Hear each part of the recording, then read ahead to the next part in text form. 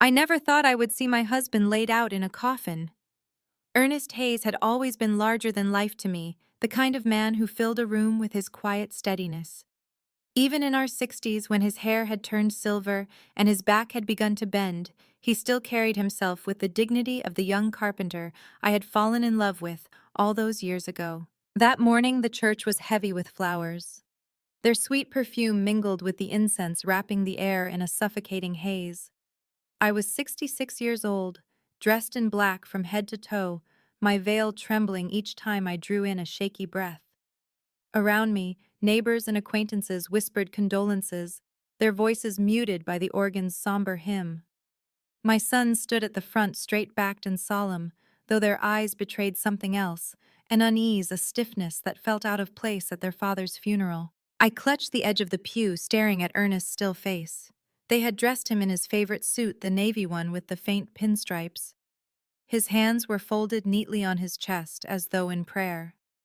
I tried to believe it was him, tried to imagine that this was the end of our long, tangled journey together.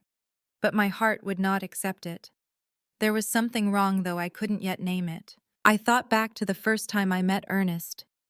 I was 20 years old, a girl working at a grocery store in Houston, with little more than stubborn pride to my name. He had come in one evening after a long shift, still in his work clothes, dust clinging to his hair. His eyes, steady, kind, met mine across the checkout counter. He joked about the price of eggs, and I laughed in spite of myself. 2 weeks later, he walked me home under a Texas moon, and I knew even then that my life was tied to his. We built everything together from scratch. A modest house with a white picket fence, long evenings where I balanced the budget while he fixed whatever had broken that week. And eventually 2 sons, our pride, our burden, our future. For 40 years we endured storms and basked in sunlight. We were not wealthy, but we were strong. At least I thought we were. The last years had been harder. Ernest's health began to falter.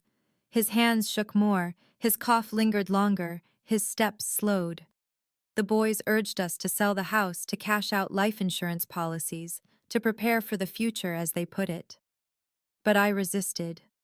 This was our home, our legacy, the place where Ernest and I had poured our sweat and love. I didn't see then what their insistence truly meant. I wanted to believe they cared. I wanted to believe they were planning for security, not greed. Now, as I sat in that church, their faces were masks of grief, yet too polished, too careful. My eldest Victor kept glancing at his watch as though waiting for the service to end. My younger son Matthew avoided my gaze altogether, his jaw clenched tight. Mothers know. Mothers always know. And what I saw in their eyes was not sorrow. It was calculation. The service dragged on. I tried to focus on the pastor's words about eternal rest, about peace beyond suffering. But my heart was restless, fluttering like a trapped bird. When the choir began to sing, I lowered my head, and that was when I felt the vibration in my purse. A message. I frowned. Who would disturb me at such a time? My hands trembled as I slid the phone from my bag, shielding the screen behind the veil. The words on the screen blurred before my eyes. I'm still alive. That's not me in the casket. Don't trust our sons. My breath caught. The ground seemed to tilt beneath me. My heart slammed against my ribs, pounding so hard, I feared the whole congregation could hear it. I read the words again and again, my eyes burning, my throat closing. It was his number, Ernest's number. For a moment I thought I might faint. My hands shook so violently I nearly dropped the phone. I stared at the coffin, at the man dressed so carefully in Ernest's suit. If that wasn't him, if my husband was truly alive, then who was lying there, and why? I forced myself to steady my breathing, to hide the storm inside me. My sons were watching. They always watched. If they saw my shock, they would know. And if the message was real, if Ernest truly was alive, then the warning was clear. I couldn't let them suspect. When the service ended, people came to hug me, to offer condolences. Their arms wrapped around me, their lips pressed against my cheek, their words of comfort spilling out like water from a broken dam. I nodded, smiled faintly, played the role of grieving widow. Inside, my mind was ablaze with questions, doubts, fear. At the burial site, the coffin was lowered into the ground. Dirt fell in soft thuds, muffled by sobs. I stared at the casket sinking into the earth and thought, if Ernest is alive, if this message is true, then I am standing at the grave of a stranger. That night the house was silent. Too silent. The walls that had once echoed with laughter, with the sound of Ernest's hammering with the boys' arguments, now seemed hollow, oppressive. I sat at the kitchen table, my phone clutched in my hand, waiting for another message. Hours passed. Midnight came and went. The screen stayed dark. I replayed every memory, every word Ernest had spoken in those last weeks. He had seemed tired, yes, but not resigned. He had spoken of fixing the fence, of planting tomatoes in the spring. He had even joked about living to 90. None of it sounded like a man who knew his days were numbered. When Victor and Matthew returned home after the burial, they were strangely cheerful. Too cheerful. They spoke in hushed voices in the hallway, not realizing I could hear them through the thin walls. Insurance cleared faster than expected, Victor whispered. Good. Once Mom signs the transfer, we're set, Matthew replied. My blood ran cold. Insurance, transfer, words that tasted like betrayal. I wanted to burst in, to demand answers, to scream at them for daring to speak of money while their father's grave was still fresh in the earth. But Ernest's warning echoed in my mind, don't trust our sons. So I stayed silent, I waited. That night, as I lay awake staring at the ceiling, I realized my life had shifted into something unrecognizable. My husband was either dead or hidden. My sons, my own flesh and blood, were speaking like conspirators. And I, an old woman who had once believed in family above all else, was suddenly the lone guardian of a secret that could shatter everything. I whispered into the darkness, my voice trembling. Ernest, if you're alive, if you can hear me, I'll find the truth. I'll find you. Sleep did not come. Only questions. Only shadows. The days after the funeral felt like walking through a dream I couldn't wake from. People came with casseroles, flowers, awkward embraces. Their words blurred into one another. I'm so sorry for your loss. He was such a good man. You're so strong, Margot. I nodded, thanked them, smiled when I had to. But inside my thoughts were consumed by the message that had shattered my grief. I'm still alive. That's not me in the casket.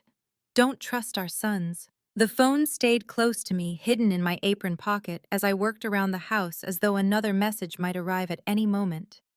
But none came. The silence was louder than words, gnawing at me each time I checked the screen.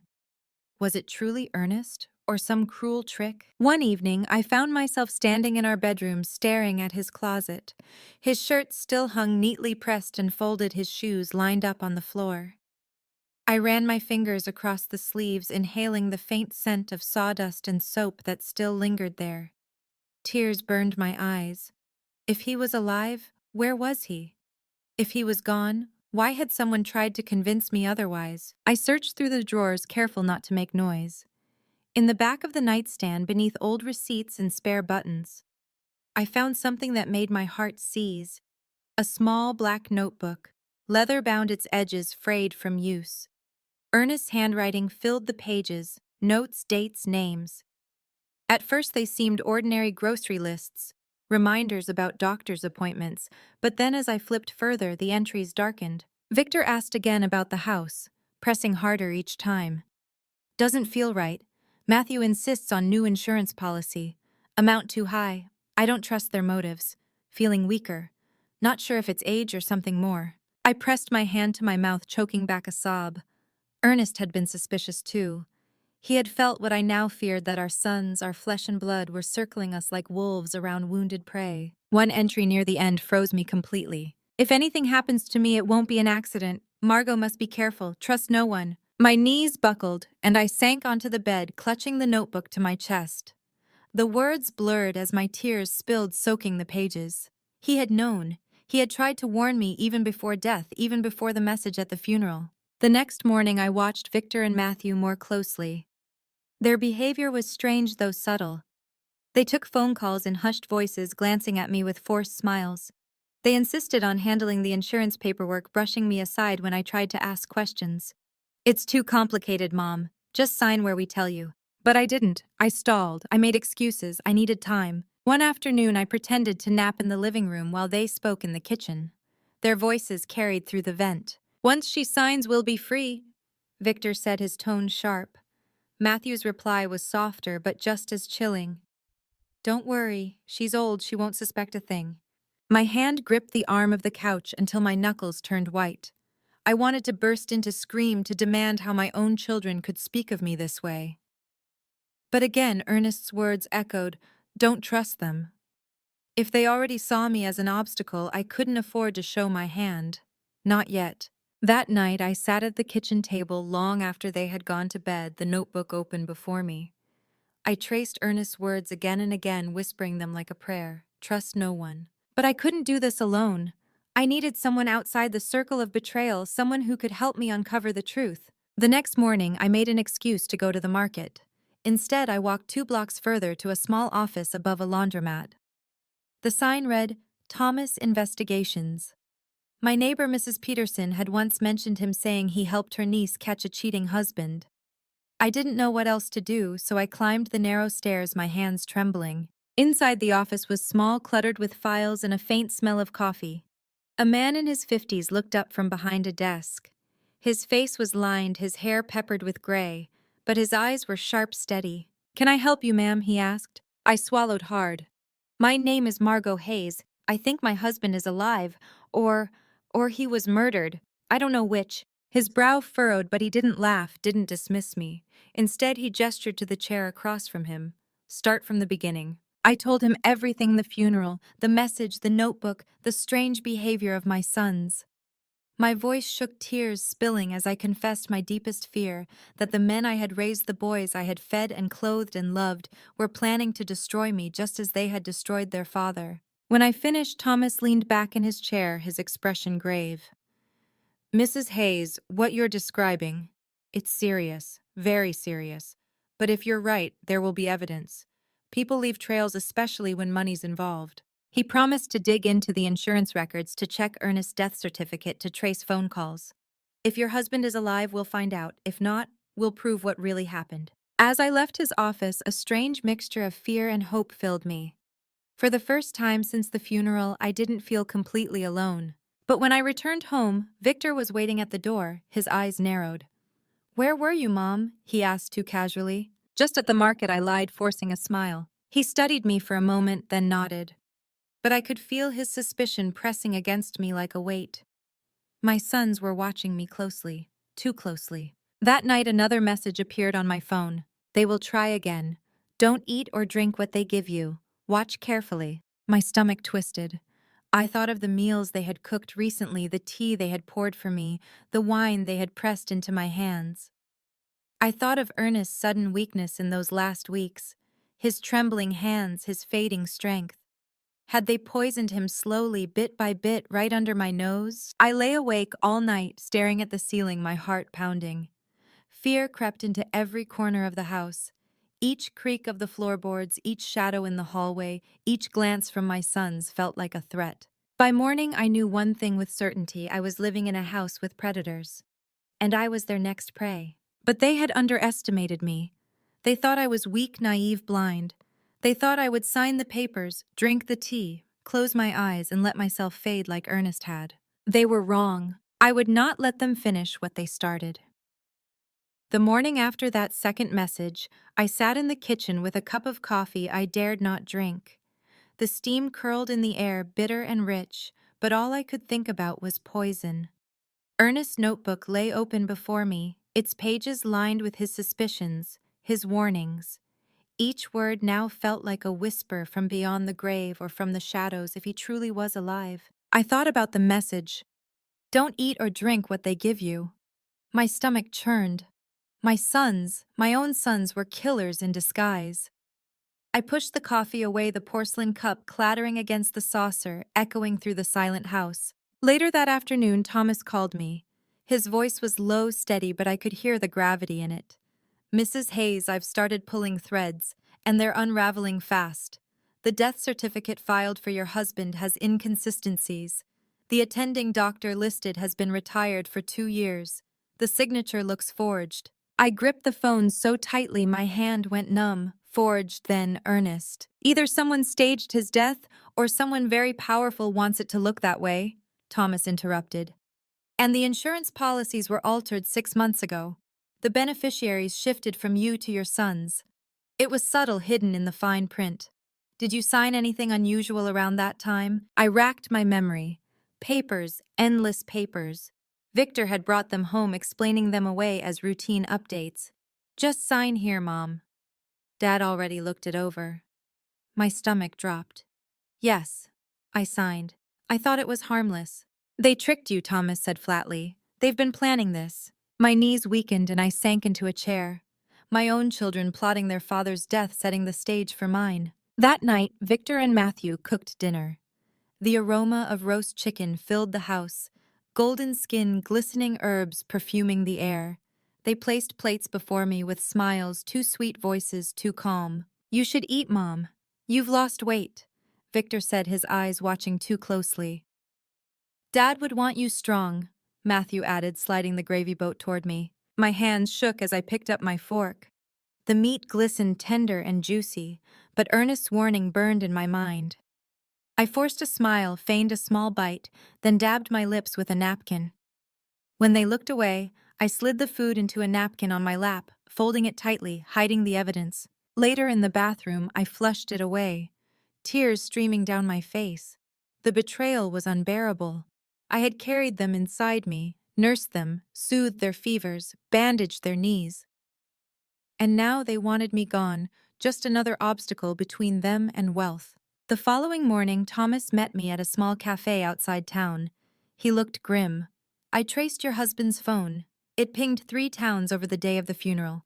Whoever texted you, they were there, not in the grave. My breath caught. So Ernest, maybe alive, maybe held somewhere, maybe hiding.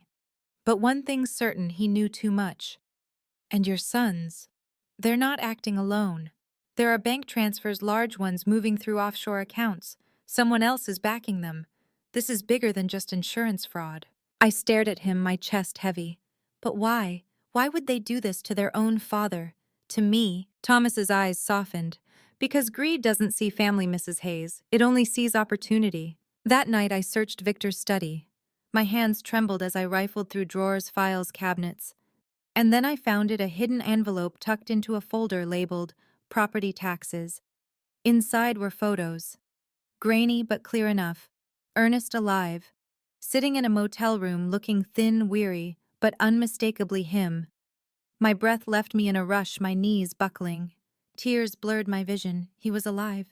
But as I flipped through the photos, my relief curdled into dread. Because in the last one, he wasn't alone. Victor was there, standing beside him, a hand on his shoulder, smiling faintly. Ernest's face, though, was hard, resigned, defeated. My heart hammered.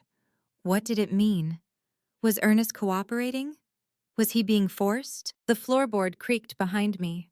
I whirled around, clutching the envelope to my chest. Victor stood in the doorway, his eyes narrowing, his smile sharp. Looking for something, Mom. My throat went dry. I was just... He stepped closer, his shadow stretching across the floor. You shouldn't go through my things. It's not safe. The way he said it, the chill in his tone, made my blood run cold. Not safe. That night I locked my bedroom door, clutching Ernest's notebook and the photos to my chest. Sleep refused to come. Each creak of the house, each whisper of wind against the windows, sounded like footsteps, like danger. My sons had become strangers to me, predators disguised as family. The next day, Thomas called again. I dug deeper. There's audio. Your husband recorded something before he disappeared. I think you need to hear it. We met in his office. He played the recording, Ernest's voice shaky but clear. If you're hearing this, Margot, then something's happened to me. The boys, they're not the men we raised. They've been poisoning me slowly. The pills, the food, even the water. I confronted Victor, but he just smiled and told me it was for the best. If I disappear, know this, they want you next. Don't trust anyone, not even family. My hands shook violently. The tears came hot and unstoppable. Ernest's voice, Ernest reached across the chasm of fear and betrayal, confirming what I already knew but had refused to accept. Thomas's voice was steady. We'll get them, Mrs. Hayes. But you need to be careful, very careful. They're desperate now. That evening I returned home, hiding the recorder deep in my purse. Victor and Matthew were waiting, their smiles stretched too thin. How was your day, Mom? Victor asked, his tone casual, but his eyes sharp. Just shopping, I lied. Matthew poured me a glass of wine, sliding it across the table. The liquid gleamed crimson, dark as blood. Drink. You'll feel better. I stared at the glass, earnest words echoing in my ears. Poison. Death disguised as care. My hand trembled as I pushed it back. Not tonight. Their eyes met briefly, a flicker of irritation passing between them. And in that moment, I knew with certainty Ernest had not lied. They had murdered their father, and now they wanted me buried beside him. But they underestimated me. They thought I was weak, blind, desperate for their approval. They didn't know the fire burning inside me. I would not go quietly. I would make them pay. The days that followed felt like walking through a battlefield disguised as home. My house, once filled with laughter, and Ernest's gentle presence, now felt poisoned. The walls seemed to lean in, pressing against me, whispering with secrets I was not supposed to hear. I moved carefully, speaking softly, pretending to be tired and frail. That was how they saw me now, an old woman, weak, gullible. I let them believe it, because behind every forced smile I was planning. Thomas urged me to leave to find somewhere safe, but I refused. If I run, I told him, they win. They'll spin their lies, take everything, and I'll never know what really happened to Ernest. I can't leave until the truth is out. So I stayed, gathering pieces of the puzzle. Each day revealed something new. Bank statements tucked carelessly into drawers, contracts signed in my name, but with handwriting not my own, phone calls made late at night with numbers I didn't recognize. My sons, my flesh and blood, had become strangers. Worse than strangers, they had become enemies. One evening, as I passed by Matthew's room, I heard him speaking in a low, urgent voice. "She's stalling. If she doesn't sign soon, we'll have to push harder." Silence. Then after a pause, he whispered, "Yes, I understand." My blood turned to ice. Who was he speaking to? Who else was involved in this? I pressed my ear to the door, but he must have sensed me. The handle rattled suddenly, and I leapt back just as the door opened. Matthew stood there, his face shadowed, his eyes cold. "Eavesdropping, Mom?" he asked, voice smooth as silk. I forced a weak laugh. "I was just checking if you wanted tea." His lips curled into a smile that never reached his eyes. "No, thank you." I hurried away, my heart pounding. That night, another message arrived on my phone. My breath caught as I read it. "Trust Thomas. He knows more than he's saying. I left him everything." I stared at the words, my hands trembling. Ernest had left something behind, something that Thomas hadn't told me yet. The next morning, I confronted him. He sighed, running a hand through his graying hair. "I wasn't sure if you were ready," he admitted. Then he opened a locked drawer and handed me a flash drive. "Ernest gave this to me weeks before he disappeared. He said, if anything happens, give it to Margot. I didn't want to overwhelm you, but you need to see it." Back at his office, he plugged it into his computer. My heart hammered as the screen filled with video files. Ernest's face appeared thinner than I remembered, but unmistakably him. His voice shook as he spoke directly to the camera. "Margot, if you're watching this, it means they tried to kill me. Victor and Matthew, our own sons. They've been poisoning me slowly. They want the insurance, the house, everything we worked for. I overheard them talking. They're working with a man overseas, someone handling the money. I don't know how deep it goes, but I know this: you can't trust them. They will come for you next. Please don't eat anything they give you. Don't sign a thing. Fight, Margot. Fight for both of us." Tears blurred my vision, my body trembling as Ernest's voice filled the room. Thomas placed a hand gently on my shoulder, his face etched with sorrow. "We'll take this to the police. With this, they can't deny the truth." That night, as I returned home, I felt a strange calm. The truth was in my hands now. The nightmare wasn't just suspicion anymore, it was documented, undeniable. But the most dangerous moment was still ahead.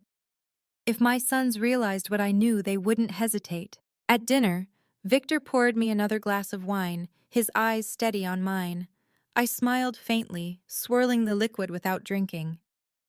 "You boys take such good care of me," I said softly, watching their faces. Victor's lips curved into that familiar, rehearsed smile. Matthew looked uneasy, shifting in his seat. They thought they still had control, but I was no longer their victim. The next morning, Thomas arranged a meeting with the police. I gathered Ernest's notebook, the photos, the flash drive, clutching them like lifelines. But before I could leave the house, Victor stopped me at the door. "Where are you going, Mom?" His tone was casual, but his eyes were sharp. My throat went dry. "Just to church." He studied me for a long moment, then nodded. But as I walked away, I felt his gaze burning into my back. At the station, the detectives listened intently, their faces grave as I laid everything out: the notebook, the videos, the recordings. When Ernest's face appeared on the screen, confessing his suspicions and naming our sons, the room fell silent. One of the detectives leaned forward. "Mrs. Hayes, this is more than enough. We'll open a case immediately." Relief washed over me, but it was short-lived, because as I stepped out of the station, my phone buzzed again. "They know, be careful." My heart dropped.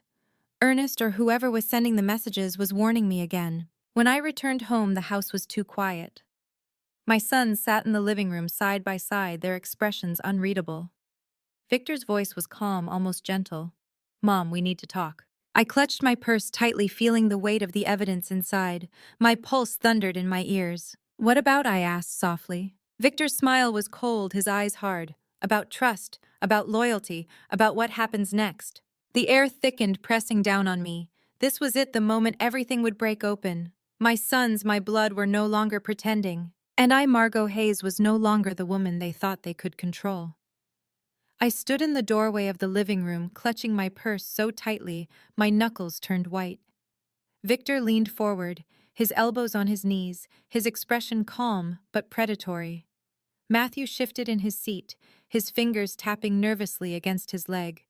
The silence stretched heavy and suffocating, broken only by the faint ticking of the clock on the wall. "You've been busy, Mom," Victor finally said, his voice smooth, deliberate.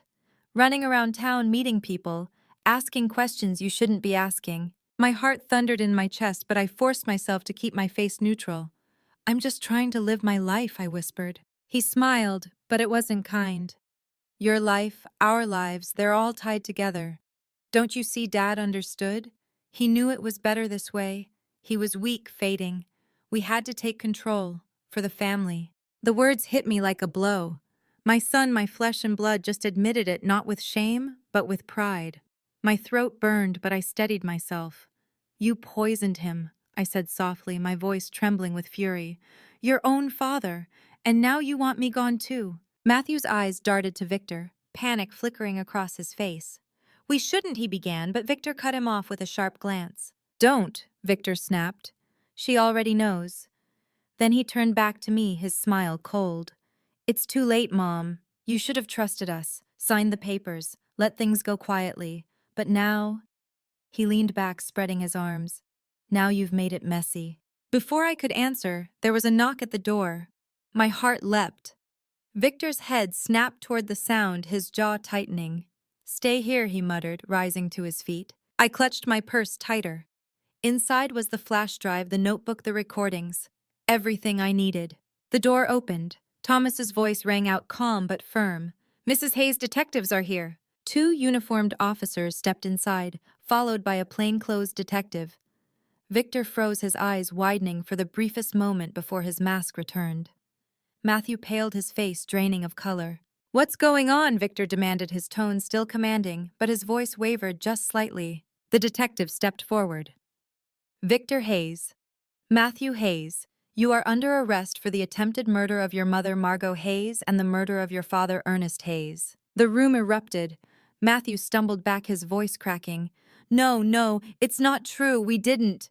But Victor's face twisted with rage. He lunged forward, pointing at me. "She's lying. She's old, confused. She doesn't know what she's saying." But Thomas stepped between us, his voice steady. "We have recordings, bank records, insurance documents, and your father's own words naming you both. It's over." The officers moved quickly, pinning Victor's arms, snapping cold metal cuffs around his wrists.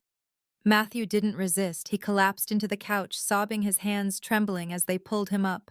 I watched tears streaming down my face as my sons, my boys, were led away in chains. They shouted, pleaded, cursed. Victor's voice echoed down the hall as they dragged him out. "You'll regret this, Mom. You'll die alone." The door slammed shut and silence filled the house once more. I sank into a chair, my body trembling violently. Thomas knelt beside me, his voice gentle. "It's over, Margot. You're safe now." But I didn't feel safe. Not yet. My heart ached, torn between relief and unbearable grief. I had saved myself. I had avenged Ernest. But at what cost? My children, my flesh, my legacy were gone. The weeks that followed blurred together. The trial was swift, the evidence overwhelming. Ernest's videos played in court, his voice trembling as he exposed their plot. The jury watched in stunned silence as my son's betrayal unfolded. When the guilty verdict came, the courtroom erupted. Life sentences, no parole. I sat in the gallery, my hands clasped in my lap, staring at the boys I once rocked to sleep, now shackled and broken. Matthew's eyes were full of tears, silently begging for forgiveness. Victor's burned with hatred, even then, even in defeat. And me, I felt hollow. Because betrayal cuts deeper than any blade, and even justice cannot mend the wound left by family turned enemy. In the quiet of my home, I began to piece my life back together. Ernest was gone for good. I never received another message, never saw his face again. Whether he had been killed outright or died while in hiding, I never learned. But his courage, his warnings, his love, they had saved me. I often sat at the kitchen table with his notebook, tracing his handwriting, whispering his name into the silence. And though grief clung to me, I carried him in my heart in every breath, in every moment I chose to keep living. Neighbors whispered. Some pitied me, others admired me. They called me strong, resilient. But I didn't feel strong. I felt broken, stitched back together with threads of sorrow and survival. Yet every morning when I opened my eyes, I chose to rise. And maybe that was strength in its purest form. Sometimes I walked past the empty rooms where my sons once slept, their laughter echoing faintly in my memory. I wondered where I had gone wrong, how love had twisted into greed, how the family I built had become my undoing. There were no answers, only silence. But I learned something in the wreckage. Betrayal does not define you. It wounds, yes, it scars, it shatters, but it does not erase who you are. Survival resilience. The decision to keep breathing even when your world collapses, that is what defines you. So I live. I live for Ernest. I live for myself. I live because I refuse to let their betrayal be the end of my story. And to you listening now, I say this. Trust is precious. Do not give it blindly, not even to those who share your blood. But do not let betrayal turn your heart to stone. Pain will change you, it must, but let it shape you into someone stronger, not someone broken. If my story has reached you, if it has reminded you of your own scars, your own struggles, then please share it. Let others hear it. Let others know they are not alone. Like this video, if my words have touched you. Subscribe if you want to walk with me through more stories of betrayal, survival, and truth. And please leave a comment. Tell me your story, your fight, your survival. Because in sharing we heal. Thank you for listening, for walking beside me through the darkest shadows of my life.